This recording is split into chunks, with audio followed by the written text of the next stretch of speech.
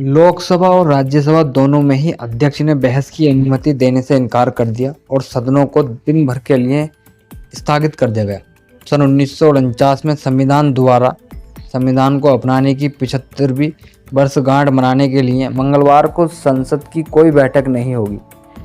27 नवंबर को सदनों की बैठक फिर से शुरू होगी। सुबह सदन में अपनी रणनीति पर चर्चा करने के लिए वाले भारतीय दलों ने अडानी मुद्दे को उठाने तथा तत्काल चर्चा की मांग करने का निर्णय लिया। संसद सत्र शुरू होने के साथ ही सरकार को सबसे पहले अडानी पर चर्चा होने का खसासा था, जिसमें वैश्विक स्तर पर भारत की छवि को धूमिल करने की क्षमता है। आज भारत ब्लॉक की पार्टियां यही मांग कर रही हैं, क्योंकि करोड़ों खुदरा निवेशकों की मेहनत की कमाई दांव पर लगी है। इसमें देश को चलाने के लिए एक अधिकार और कार्टेल की ज़रूरत नहीं है।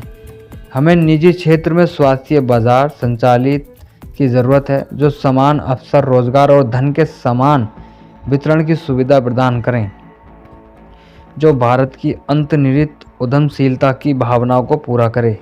बैठक की अध्यक्षता करने वाले कांग्रेस अध्यक्ष मल्लिकार्जुन खड़गे ने अपने एक्स पर पोस्ट किया, लोकसभा में दिवंगत नेताओं को श्रद्धांजलि दिए जाने के बाद सदन की कार्यवाही पहले दोपहर तक तथा फिर पूरे दिन के लिए स्थगित कर दी गई। कांग्रेस महासचिव और सांसद केसी वेणुगोपाल ने कहा, वे अडानी मुद्दे पर चर्चा करने से बहुत डरे हुए हैं। वे इस मुद्दे पर विपक्ष की एक भी बात सुनने को तैयार नहीं।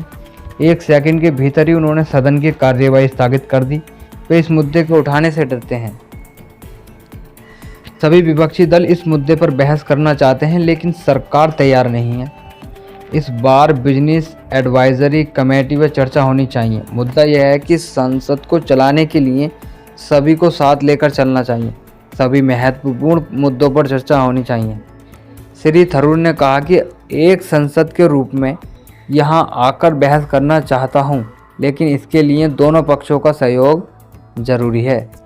अब राज्यसभा विपक्ष के हंगामे बाद कार्यवाही दिन भर के लिए स्थगित कर दी गई, रोक दी गई, जबकि सभापति जगदीप धनखड़ ने अडानी के अभियोग पर चर्चा की मांग करने वाले नोटिस को अस्वीकार कर दिया। सदन के पटेल पर सूचीबद्ध दस्तावेज रखे जाने और पूर्व सांसदों के निधन पर श्रद्धांजलि पढ़े जाने के बाद तुरंत धनखड़ ने कहा कि उन्हें नियम 267 के तहत 13 नोटिस प्राप्त हुए, लेकिन वह उन्हें स्वीकार करने के लिए सहमत नहीं है। एक भारतीय अमेरिका वकील ने कहा कि गौतम अडानी के खिलाफ अमेरिका में लगभग $265 मिलियन के रिश्वत के आरोप में अमेरिकी कानून के देश के बाहर लागू होने का एक मुद्दा उठता है, क्योंकि भारतीय उद्योगपति और मामले में शामिल अन्य लोग यहाँ नहीं रहते। अब जाने माने वकील रवि बत्रा ने पीटीआई को बताया कि हालांकि हमारे घरेलू कानून वही हैं, लेकिन अमेरिकी कानून के क्षेत्रीय विस्तार के संबंध में एक प्रारंभिक मुद्दा उठता है। अमेरिकी अधिकारियों ने गौतम अडानी और उनके भतीजे सागर अडानी सहित 7 अन्य लोगों पर कथित $265 मिलियन की रिश्वतखोरी योजना का एक हिस्सा होने का आरोप लगाया। और बत्रा ने कहा कि जैसे कि अमेरिकी मुख्य न्यायाधीश जॉन रॉबर्ट्स ने कहा, बहुत समय पहले फैसला सुनाया था, राष्ट्रों के समुदाय में अतिरिक्त क्षेत्रीयता को नापसंद किया जाता है और इसीलिए इसके खिलाफ एक धारणा भी है, चाहे वो हमारे आपराधिक या नागरिक कानूनों का उल्लंघन क्यों ना हो। इसके अलावा कुछ भी कानून के शासन में अराजकता का कारण बनेगा। बत्रा ने कहा कि अगर आचरण की शिकायत संयुक्त राज्य अमेरिका से संबंधित है तो आपराधिक आरोपी और नागरिक दावों पर मुकदमा चलाना उचित है, जरूरी है।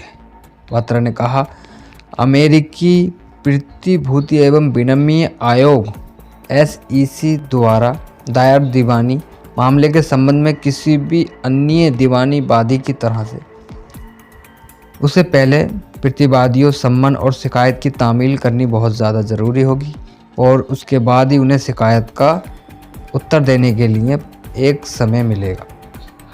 यदि वह चाहें तो शिकायत या आरोपों का अपना विरुद्ध अनुमान या इस बात के प्रमाण के आधार पर खारिज करने के लिए आगे बढ़ सकते हैं कि शिकायत एक विश्वसनीय मामला नहीं है।